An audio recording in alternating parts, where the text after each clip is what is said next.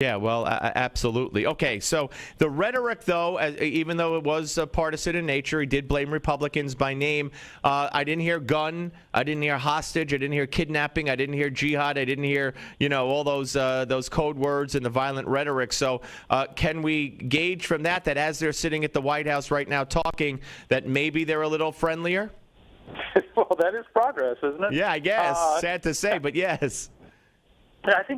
I think what we've gotten in today is that there appears to be some sort of progress between Mitch McConnell and Harry Reid, and that there could be some sort of deal worked out in the Senate that would both reopen the government with a continuing resolution of some duration and also lift the debt limit.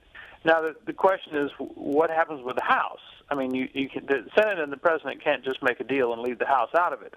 So I think the theory had been in the Senate, and the Senate's attitude toward this, which is that those unruly children in the House have made such a mess, and we adults have to come in and clean up after them. I think the theory in the Senate has been is that there's an overwhelming bipartisan vote on something in the Senate, and that will create a lot of pressure in the House to act. But we don't know if that's true or not. No, we don't. And, from what I understand, the Republicans in the House have outlined their demands for a deal, and it would include funding the government through the holidays. We've heard from the Democrats and the president that that's not enough. They also want probably the repeal of something related to Obamacare, but that is addressed in the Senate deal. You wrote a piece. Well, you wrote two great pieces. The one that you wrote a couple of days ago, let's start with that before the missed opportunity piece at the Washington Examiner. And you talked about how, there might be a deal, but don't get your hopes up. There might not be a deal. Where do you stand right now? I know pending the outcome of the White House meeting, but where did you stand going into that meeting? Well, there was a lot of irrational exuberance, I think, on Friday when people thought, okay, the Senate's involved, now there'd be a deal. And there really wasn't any evidence to me that there was one. Sure enough, over the weekend, it became pretty clear there was nothing even close to a deal. Right now, I do think it's possible you could get some sort of agreement in the Senate, but I don't know where that leaves the House. I think what we're going to see is the House will meet this afternoon, and they're going to come up with their own plan. And I think they're going to express a lot of determination not to be pressured into doing something by the Senate. So, I really think this is going to come down to, as it has lately, to John Boehner. Does he go with the most conservative group of his House Republican Conference? Does he put something before the whole House, including Democrats? I mean, it's going to be up to him. Yeah, all right. And the piece that you wrote, I believe, yesterday about how the GOP had a great chance to wait for Obamacare to kick in and then, go on the attack against what has been just a disaster, even to this day. I just saw the CNN reporter who's been trying to sign up for 2 weeks, that she said she was going to set her alarm. She tried it at 7 in the morning. She did it in the middle of the night, and she still couldn't get on to sign up for Obamacare. So you talk about that, about the past couple of months leading up to Obamacare, and now the past 2 weeks, a great missed opportunity for the Republicans.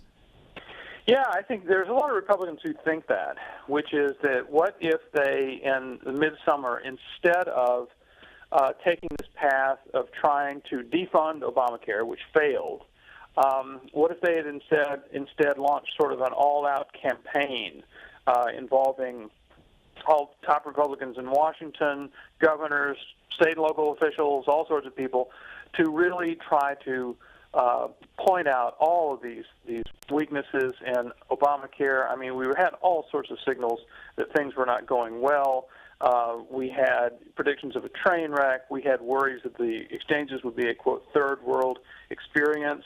We had President Obama delaying the employer mandate. We had the administration giving up on the task of verifying whether subsidy recipients are actually qualified for those. And then the biggest one, we had the administration back off the president's often made promise that if you have health care and you like it, you can keep it. All of that was happening over the summer. And we knew October 1 was coming. We always knew October 1 would be the debut day for the Obamacare exchanges. Republicans didn't know the exchanges would fail as badly as they have so far.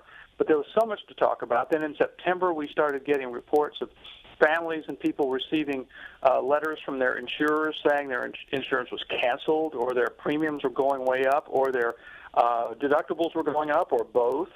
And then starting October 1st, we've seen everything that's happened since then.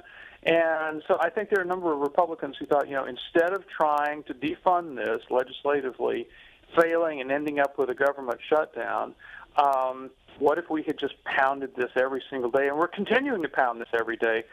Perhaps the Republican Party would be in a different position right now than it is at the moment. All right, one final question. Is this president willing to have a default? Is this president willing to let the debt ceiling deadline come and go? And is this president willing to have a default? Is this president willing to let the debt ceiling deadline come and go? He has demanded, then he'll do it? Or is he interested in any kind of resolution, do you think? I don't know. I mean, he seemed very, very determined. But his problem is that back in 2011, he did deal over the debt limit, and he did accept policy attachments with raising the debt limit. And now he says he'll never, ever do that. Well, not only that, he says it's never, ever been done, which is right. a lie. And now he says he'll never, ever do that. Well, not only that, he says it's never, ever been done, which is right. a lie. So what he's really saying right now is not, I won't do this. He's saying, this time, I really mean it. Yeah. And that's really hard to do because, or to convince people of, because he's already negotiated the very thing he says he won't do. Byron, appreciate your time, sir. Thank you very much.